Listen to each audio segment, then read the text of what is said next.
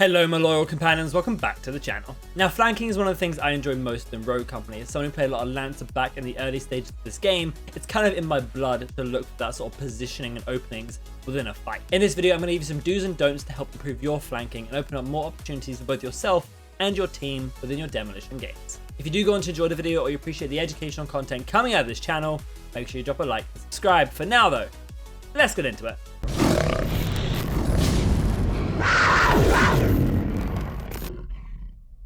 Now the first one of these is going to be do understand pathing and maps within Rogue Company. Flanking is all about your positioning and understanding the maps so you can capitalize on your own positioning, find the best, sneakiest way around your opponents and get behind them is going to be super important. So many people I see flank just take the easiest route towards behind the enemies, and 9 times out of 10 this isn't going to be good. Sometimes that person may be there to watch the angle because it's so obvious, or sometimes they've got some sort of sticky sensor or reveal or intel there to stop you. Sometimes it might even be like a trench trip mine as well. So you have to come up with your own creativity and understand the map well enough to find your own openings and positionings within the game to find better flanking routes. Now for some maps this isn't really possible. Take Icarus for example, the flank routes on Icarus are really obvious and predictable, and so you're not going to have the best time flanking on a map like this. However, some maps like Canals or Windward have loads of different possibilities that you can take and be unique with that can help you pull off better flanks. Whether it be a straight rush through market, whether it be silently taking the zip across the other side of the map to get behind them.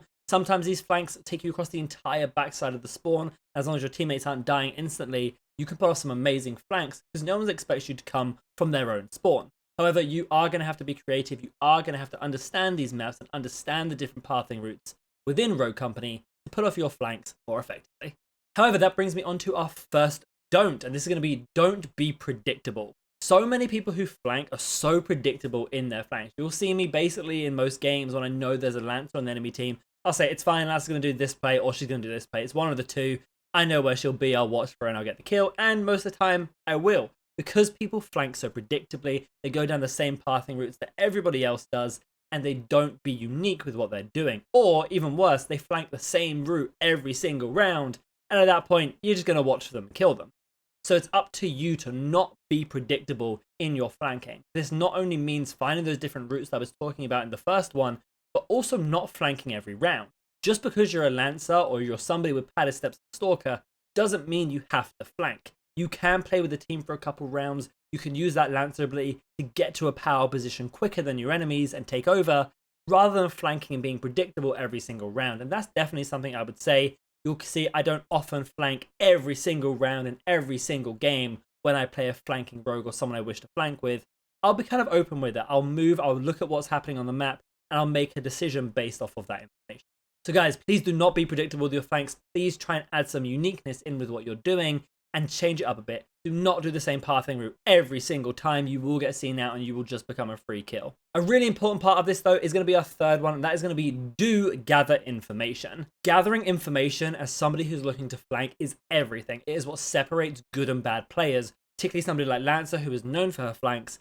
This is what separates the good and bad Lancers, is those who can pick up on information, understand patterns within the enemy's behavior, and move accordingly to capitalize on this. And there are so many different ways of gathering information, and most of that information is going to be understanding your enemy's positioning and understanding what traps there might be on the way that could stop you. These will be things like talon dart, trip mines, sticky sensors, things like this that will spot you out. You kind of want to be figuring out a pattern of those, where they seem to be getting placed or where they are most likely to be placed before you initiate your flank. However, enemy positions are the one I'm really talking about here, and there's so many different ways that you can gather information on enemy positions. The first one is just going to be patterns. What are they doing every round? Does the Phantom run into mid every single round and try and snipe? Well, if so, you know her positioning, you can account for her. But what about the other people on the map? Maybe it's something like a Dallas snap, which can really ruin your flanks. Well, if you're really far away from your team and you get snapped, you can pretty much bet that that Dallas is going to be somewhere near you waiting for you, because they're the way that it revealed you, because it reveals its closest target. Another way you can find enemy positions is obviously from your team callouts. What they are saying, who they're saying is in front of them, is going to be massively important to you to figure out where those enemies are. For example, if you're trying to flank on A and you hear your teammates calling out Seeker and Kestra on B, well, you know you should be safe from them, and it's only the other two you have to worry about. Another tip with this, and something that is really important, is to listen to gun sounds. Now, not a lot of people do this, but every weapon has its own unique sound within the game, whether it be the silent sort of nature of the Riptide or Deadeye fully upgraded, or whether it just be the loudness of some weapons like the Conviction. You can figure out where people are purely based on that sound information. If you're flanking, you hear a Mac gun going off the Conviction over on the other side of the map, again, that's somebody you can account for, and that's really important. The last piece of gathering information you can do that, again, not a lot of people do, is to look at who is going down and who is getting kills in the kill feed. If you can recognize names and then you can match that to a specific character, you can start figuring out exactly where people are on the map. For example, if your team dies to a Kestrel, well, you know the Kestrel is going to be over on that side of the map near your team, not necessarily watching for your flank. All of this information gathering is super important at putting off flanks correctly, and it's something I do a lot that probably goes the most unappreciated by people who watch content, is I'm being really careful about figuring out where people are, where they are most likely to be, based off of the information I'm gathering from callouts, pings, sounds, and so much more. So guys, make sure you are doing this, make sure you are gathering as much information as possible before you flank. Another really important thing is don't rush when you're flanking. The whole point of you using all of these previous tips to get the perfect flank off is not to run in and die as you try and get the first kill you see.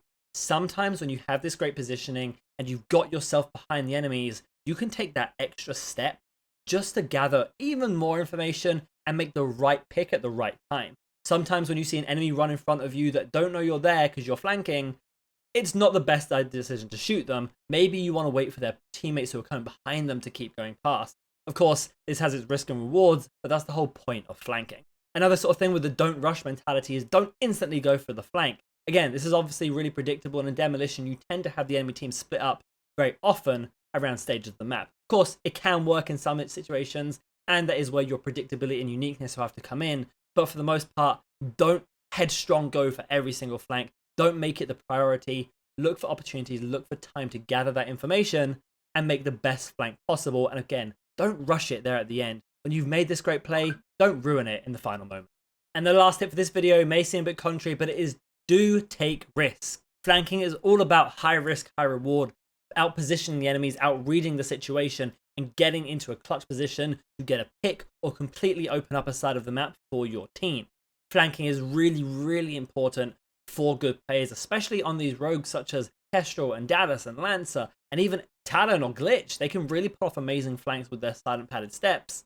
So you do want to be taking risks when doing this. Yes, you may not always be able to gather every single piece of information possible before you flank. That doesn't mean you shouldn't go for it. And yes, sometimes you will run in there and die instantly and know that you made a mistake.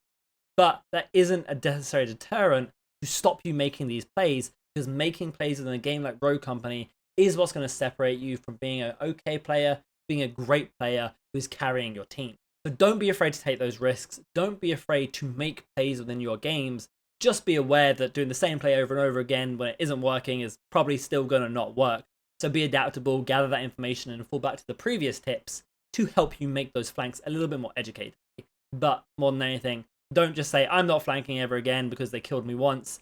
Do look for opportunities where you might be able to outplay, outposition your enemies, because at the end of the day, at least personally, that's what I find fun about a game like Rogue Company, is outsmarting my opponents, and flanks are a great way to do this, and also get you a couple kills, especially if you can't shoot amazingly. Shooting them in the back is pretty easy.